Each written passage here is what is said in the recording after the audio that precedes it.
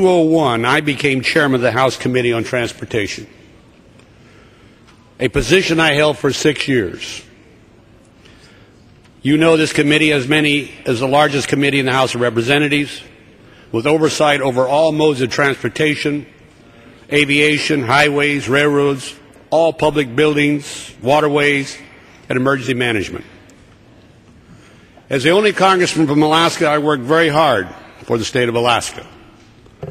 I worked with the governor, the state legislature, and local officials. And I can say with great pride we did very well for the state of Alaska, as we need transportation in that state as every other state needs it. As chairman, I was also, and I want to remind people, the responsibility of a chairman is to address the transportation needs in all the country. As chairman, I work with officials throughout the country, governors, mayors, transportation officials, and of course all 435 members and delegates of this body. As we prepared for the writing of the National Transportation Bill, members of the committee and I traveled extensively throughout the country at the request of House members and state and local officials. For the thousands and thousands of transportation projects requested of us, I visited as many communities as possible to meet with the members, local officials, and public to discuss these requests. In 2004, Florida Gulf President William Merwin commissioned a study of road improvements that would increase the university's ability to cope with hurricane and other disasters. One of the recommendations in the report was for the construction of an on-ramp from Coconut Road to I-75. In 2005, the city of Bonita Springs hired a consultant to determine if the interchange at Coconut Road and I-95 would improve traffic congestion on Bonita Beach Road, Corkscrew Road, Old 41, and I-75 and Coconut Road. The study determined that the Coconut interchange would take 9,000 cars off of Bonita Road and Corkscrew Road each day, but add about 6,000 cars per day to Coconut Road. In February 2005, I was invited by a congressional colleague who was a member of the Transportation Committee to his district in Florida to hear the needs and concerns of the local constituents. On February 19th, a town hall meeting was held at the Florida Gulf Coast University, whose area also serves as a hurricane shelter.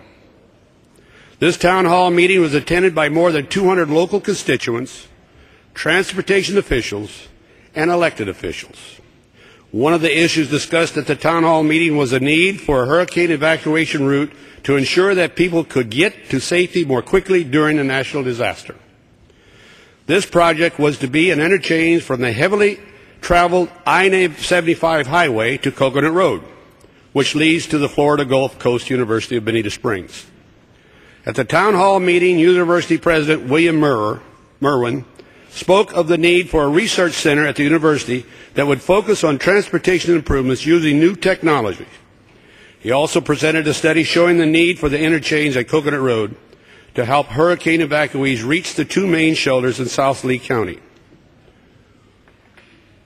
The goal was to provide $10 million for a study, not to build, but study this interchange.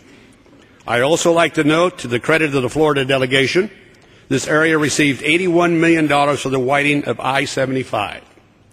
This funding was totally justified and important to the area. The $10 million for the Coconut Road study did not take any money away or divert any funds from $81 million allocated for I-75 widening. The $10 million for the Coconut Road was funded separately under the National Highway Bill. Otherwise, it was money above the line. This interchange study had the support of the Florida Gulf Coast University, the Technical Advisory Committee, which consisted of city and county transportation experts, and the local cities advisory committee. The Bonita Springs City Council and the Regional Planning Council staff have also supported the interchange study. The Technical Advisory Committee and Local Citizens Advisory Committee voted unanimously to include the study in the Long-Range Lee Metropolitan Planning Organization Transportation Plan. Unanimously voted for. Well, I don't agree with this organization's study. However, the Metropolitan Planning Organization voted not to include the interchange study in their long-range plan. They instead wanted to transfer the $10 million to another project, including I-75. While I don't agree with his organization's decision, I respect it. It's important to stress that this study funding did not go to any one person. It did not go to any one group of people. The funding was to go to the state of Florida, where they choose to proceed with the study. This has always been a good project. The residents of this community deserve to have a safe and effective evacuation route for themselves in case of a natural disaster. With Hurricanes Katrina and Rita, we saw firsthand what happens when the Americans are unable to get to safety. But for now, I support these residents, and they're wanting to put this money towards another project. I've always supported the community's right to do what they think is best for them. The change is in this technical correction bill, and I support it. So why am I talking about this, other than to give the chronological events that occurred?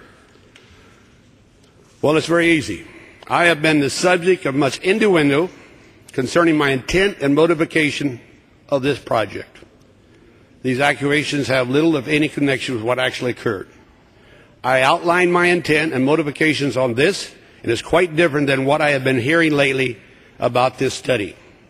Some of the media have made this study into being about one landowner in the area. Not one word has been mentioned about the hundreds of people who attended the town hall meeting in support of this study, or about the numerous local organizations and officials who supported it. This study was included in the largest national highway bill in history.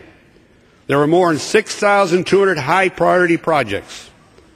Some call them earmarks in that bill.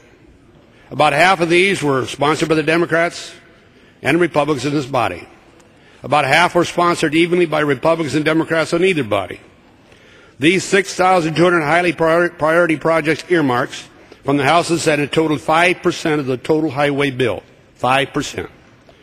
Two committees handled this bill: the Transportation and Infrastructure Committee and the Ways and Means Committee. 4 committees worked on this bill in the Senate. I did not write this bill by myself. There were 6 committee chairmen, 6 ranking members, and 6 dozen subcommittee chairmen and 6 subcommittee ranking members, members of both parties' leadership, and countless others who played major roles in the legislation. The 6,200 high-priority projects earmarks were requested by virtually every member in this House, other than 14 members of the House, including Mr. Flake.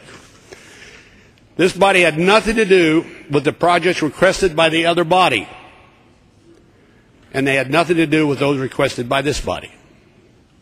This was a massive bill that was not completed until several months after the previous highway authorization had already expired. Members and staff were literally working around the clock and who were able to pass the bill in July 2005. As to the debate concerning the process of enrollment of this and other legislation, that is not a process I own or control. There are officers of the House and the Senate whose job is to oversee this process. A committee chairman does not control the enrollment process. I have never been in an enrollment office, and I do not believe any chairman has that right. After all the accusations and rumors about this bill, I hope this sets the record straight. This project was asked for by the community. It was supported by the congressman from that district, and there's letters to back that up. But because of the Senate, and I can speak to the House on this, the Senate is meddling in House affairs. I'm supporting this bill. I welcome, if you want to welcome, an investigation into the House. I will support that, but remember, that is a slippery road which we're about to be involved in. We have an opportunity, and this bill, stimulate the economy, keep our people working. I am going to support this legislation, but keep in mind that Coconut Grove was not my idea. It was created and fostered by the local people of that community. It's not the first time in the enrollment process. Even in this bill, Jacksonville was mentioned in the bill. Well, we didn't know, the Senate and the House voted on it, that there were 6 Jacksonvilles in this nation. It had to be changed, and it was changed prior to the president going to his desk, and the House never voted on it. And I can go on to the other cases where legislation has been changed by the enrollment process when it is considered not the intent of the House. Not the intent of the House. I thank the gentleman.